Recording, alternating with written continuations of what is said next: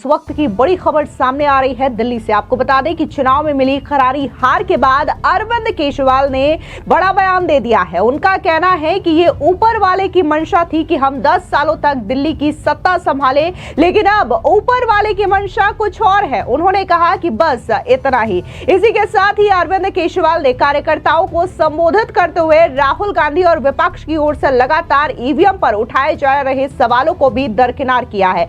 उनका कहना है कि चुनाव में हार जीत लगी रहती है, यानी कि उनके इस बयान से साफ ये दिखाई पड़ता है कि उन्होंने ईवीएम को लेकर के जो ठिकरा फोड़ा जा रहा है हार का, उससे साफ तौर से इनकार कर दिया है। तो वहीं दूसरी ओर आपको बता दें कि दिल्ली की मुख्यमंत्री रेखा गुप्ता ने जैन समाज अभिवंदन समारोह में हिस्सा लिया और इस दौरान उन्होंने शानदार भाषण दिया। दरअसल आपको बता दें कि दिल्ली की मुख्यमंत्री रेखा गुप्ता ने दिल्ली के यशोभूमि कन्वेंशन सेंटर में जैन संत पूज्य श्री चारुकीर्ति पंडिताचार्य वर्य भद्रक महास्वामी से आशीर्वाद भी लिया। जैन समाज के हर कार्यक्रम में हमारी रेखा गुप्ता जी जो है उपस्थित रहती थी, चाहे वो रौनी हो, किसी भी स्थान में हो, और वो अपने आप को जनक मानती हैं कि मैं गुप्ता नाम से हूँ, मैं तो जैन हूँ। तो ये उनके विचार होते हैं, बहुत सरल है, बहुत सज्जन है। आप का शपथ ग्रहण रामलीला मैदान में हुआ था, असली राज तिलक तो आज जैन समाज के बीच में हो रहा है, क्योंकि जैन समाज जिससे जुड़ जाती है वो इस धरती में नहीं, चंद्रलोक तक पहुंचती है।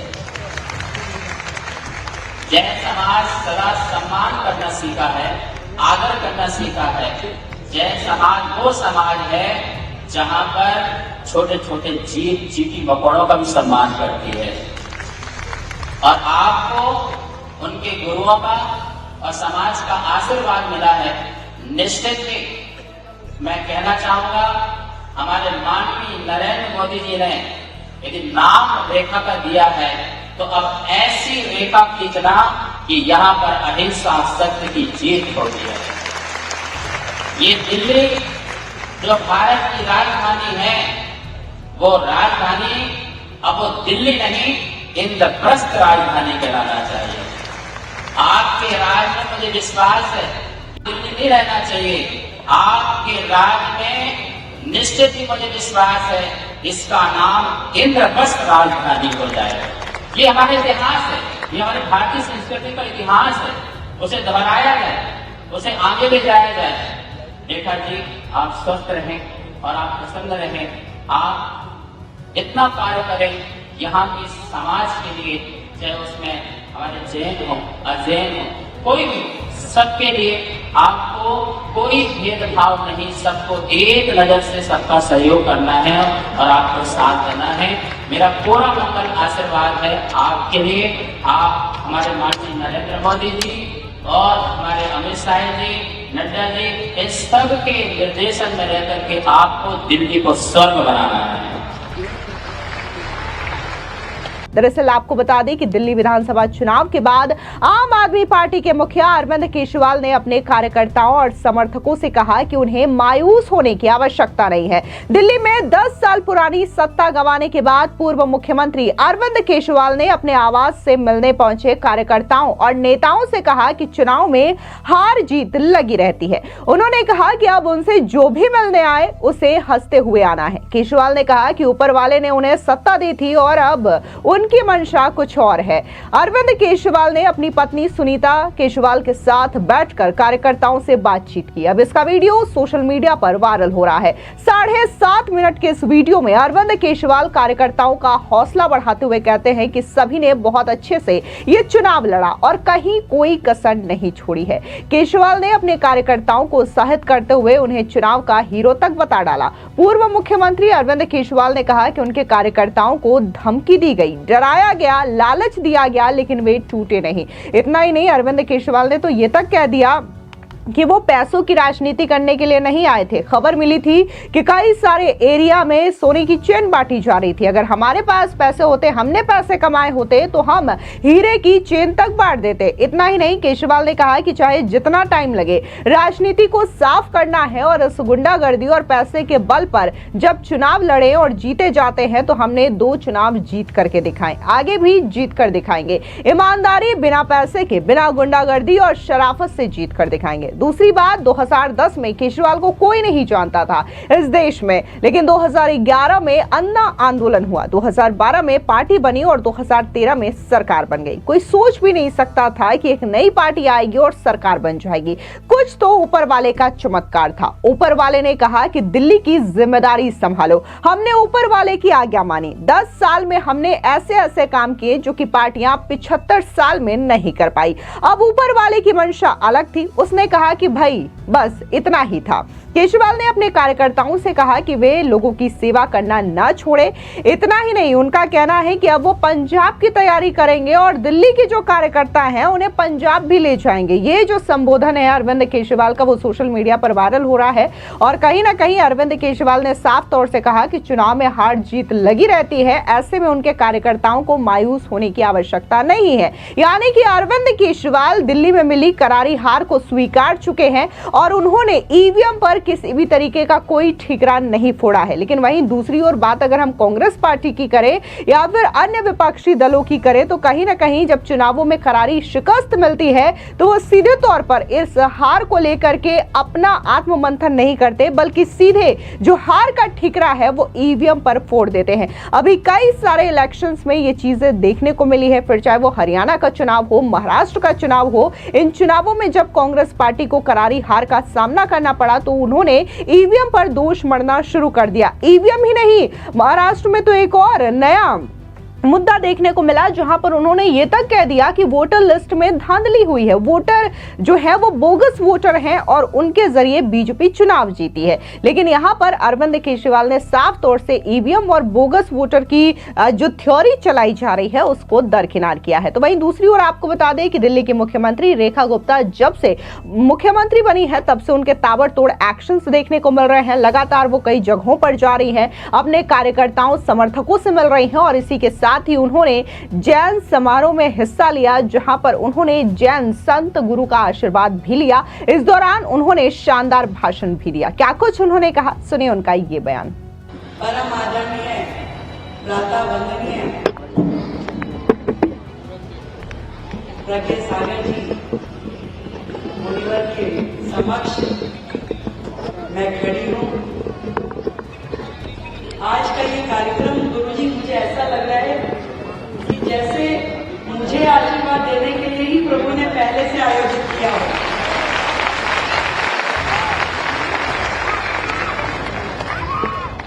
यदि सही कहूं तो आज ये मेरा पहला सार्वजनिक समाज के बीच में कार्यक्रम है और पहले ही कार्यक्रम में मुझे आचार्य श्री का, गुरुवर का आशीर्वाद मिल रहा है। ये मेरे लिए परम सौभाग्य की बात है। और आदरणीय गुरुजी जो दिल्ली पहली बार पधारे हैं, उनका अभिनंदन करने का अवसर मैं पा रही हूं। इससे बड़ा सौभाग्य और क्या हो सकता है। आज यहां उपस्थित देश भर से आए जैन समाज के हमारे सभी वरिष्ठ बंधु, मेरी बहनें, मैं आप सभी का दिल्ली में स्वागत करती हूं। आज का ये भव्य आयोजन गुरु जी के सानिध्य में दिल्ली में संपन्न होगा और मुख्यमंत्री की जिम्मेवारी के नाते जब मैं यहां खड़ी हूं तो मैं अपने पूरे जैन समाज को ये विश्वास दिलाना चाहती हूं कि आपकी ये बहन, आपकी बेटी आपके सम्मान को हमेशा ऊंचा रखेगी, आपके मस्तक को ऊंचा रखेगी।